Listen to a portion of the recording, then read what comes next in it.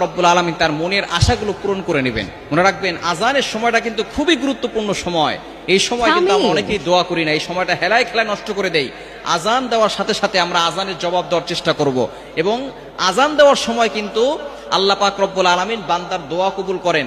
যখনই আজান দেওয়া হয় তখন আসমানের দরজাগুলো খুলে দেওয়া হয়, তখন বান্দার কথা সরাসরি আরশে আযিমে গিয়ে নক করে এবং আল্লাহ পাক রব্বুল আলামিন তার দোয়াগুলো কবুল করে নেন।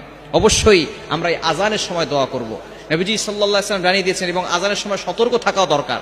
মা বোনদের এই আজানের সময় সতর্ক থাকতে হবে, কারণ এই সময় যখনই আজান দেওয়া হয় তখন শয়তান আজানের শব্দ যতদূর পর্যন্ত যায় ততদূর পর্যন্ত শয়তান পালাতে থাকে।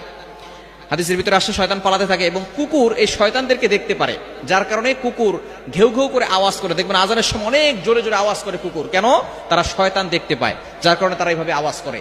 এই সময় নারীরা চুল খোলা রেখে ঘর থেকে বের হবেন না। আজানের সময় চুলটাকে ভালো করে আটকে রাখবেন।